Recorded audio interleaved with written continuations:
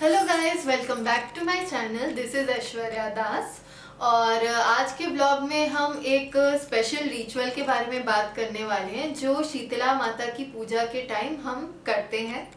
And I know इस blog के साथ मैं बहुत लेट हूँ क्योंकि शीतला पूजा जा चुकी है और कुछ कुछ प्रांतों में आने वाली है। But as summers are onset तो मुझे लगा कि इस रिचुअल के बारे में मुझे ज़रूर बात करनी चाहिए। तो आइए शुरुआत करते हैं। तो जैसे कि आप माता के नाम से पता कर पा रहे हैं कि ये वो देवी हैं जिनसे हम शक्ति मांगते हैं कि आगे आने वाले जो भी हार्श समर्स हैं उसमें हम अपने आप को रेगुलेट कर पाए, अपना टेम्परेचर रेगुलेट कर पाए, सही से रख पाए, सही से रह पाए। इसके लिए हम शक्ति मांगते हैं। तो शीतला माता के पूजा में एक बहुत खूबसूरत सा एक रिचुअल है जो घर घर में मनाया जाता है और बंगाली में उसको कहते हैं ठंडा खावा।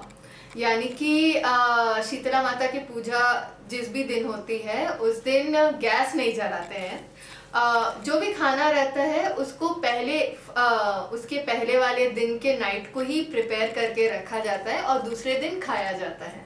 तो ये है ठंडा खाना। तो ये बहुत ही इम्पोर्टेंस होल्ड करती है, मैं बताती हूँ आगे कैसे। तो सबसे पहले जैसे कि चावल है, तो अब उस चावल में पहले चावल को पका लिया जाता है। उसके बाद उसमें पानी डाल के रखा जाता है ओवरनाइट, वो थोड़ा फर्मेंट होता है। फिर दूसरे दिन उसमें थोड़ा नमक डाल के उसको खाया जाता है। तो कलकत्ता में या बंगाल में कहे तो इसको कहते हैं पांता भात, अगर उड़ीसा में कहे तो इसको कहते हैं पोकोल, छत्तीसगढ़ में कहते हैं बोरे बासी, और आपके स्टेट में क्या कहते हैं ये आप कमेंट करके बता सकते हैं।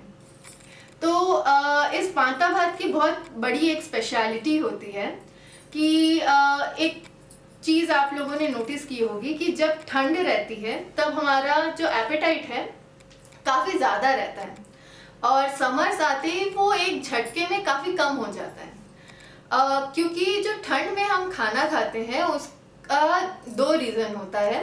पहला, एक जो भी लोकोमोटरी वर्क रहता है, जो भी वॉलेंटरी एक्शंस रहते हैं, वो उस चीज़ के लिए एनर्जी प्रोवाइड करना, साथ ही साथ हमारे बॉडी टेम्परेचर को भी मेंटेन करना, क्योंकि बाहर का एनवायरनमेंट काफ़ी ठंडा रहता है तो उसमें हमारे बॉडी टेम्परेचर को रेगुलेट करना रहता है, तो एनर्जी का इस्तेमाल किया जाता है। जबकि समर्स में बाहर का टेम्परेचर ज़्यादा हो जाता है, इसलिए जो सेकेंड रीज़न है उस कारण से हमको एनर्जी की ज़रूरत नहीं पड़ती है। तो इस कारण से हमारा जो खाना है या एपेटाइट है वो अचानक से कम हो जाता है। इसलिए आप जनरली देखेंगे लोग बोलते हैं समर्स में कि पेट खाली खाली तो लग रहा है बट ना खाने का मन नहीं कर रहा है, कुछ ठीक नहीं लग रहा है। ये तो पांता भात की ये स्पेशलिटी है कि जो भी राइस में मौजूद कार्बोहाइड्रेट है उसका एक पार्ट ऑलरेडी फर्मेंट हो चुका रहता है, प्रोबायोटिक्स में बदल चुका रहता है। तो हमें एनर्जी तो उतनी मिल रही है जितना हमें समर्स में चाहिए, वॉल्यूम उतना ही है जितना ठंड में हम खाते हैं, तो हमारा पेट खाली नहीं लगता है, हमें एनर्जी भी ऑप्टिमम तरीके से मिल रही है। साथ में जो प्रोबायोटिक्स हैं वो हमारे बॉडी को ठंडा करने में मदद करते हैं। तो पांता भात इसीलिए बहुत स्पेशल है। दही भी इसी तरीके से काम करती है। अगर रोज़ दही ले हम गर्मी में तो हमारी बॉडी काफ़ी ठंडी रहती है, गट हेल्थ भी अच्छा रहता है। But not everybody is fortunate enough कि वो रोज़ रोज़ कर्ड कंज्यूम कर पाए फुल फैमिली। तो इसीलिए भगवान तो सबके हैं, इसीलिए ये रिचुअल बनाए गए हैं कि इनकेस आप कोई भी फाइनेंशियल स्टेटस में बिलोंग करते हो, आप समर्स में अपनी तबीयत सही रख सकते हैं। मैं अपने पर्सनल एक एक्सपीरियंस से बताऊं तो मैं साउथ ऑफ बस्तर बहुत घूमी हूँ, चाहे जगदलपुर हो, कोंडागांव हो, केशकाल हो। वहाँ पे एक चीज़ मैंने नोटिस की थी कि अगर आप कोई सिटी के अंदर में हो या कोई गांव के अंदर में हो, वो इतनी डेवलप तो है कि मेडिकल शॉप्स भी हैं, हॉस्पिटल्स भी हैं, सब कुछ है वहाँ, पर वहाँ कहीं इलेक्ट्रॉल नहीं है, ग्लूकोज नहीं है, ओआरएस, कहीं कुछ भी नहीं मिलता है। वहाँ पे जो एग्जिस्ट करता है वो है वहाँ का जो ट्रेडिशनल फूड है जिसे कहते हैं मड़िया पेज। वो भी पांता भात का एक सगा भाई ही कह सकते हैं। मड़िया इन द सेंस है रागी।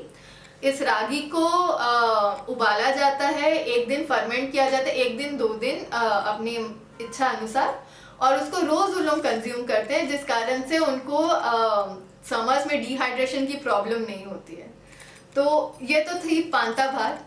इसके साथ में साइड डिश में यूज होती है, बहुत ही लाइट सब्जियां यूज होती हैं, जैसे आलू भाजा हो सकता है, आलू भाते हो सकता है, या ब्यूलिट डालेर बड़ा हो सकता है। काफ़ी लाइट, जिसमें ज़्यादा मसाले यूज़ नहीं किए गए हों या ज़्यादा भी एकदम तेल यूज़ नहीं किया गया हो, वैसे ही साइड डिशेस इसके साथ रखी जाती हैं।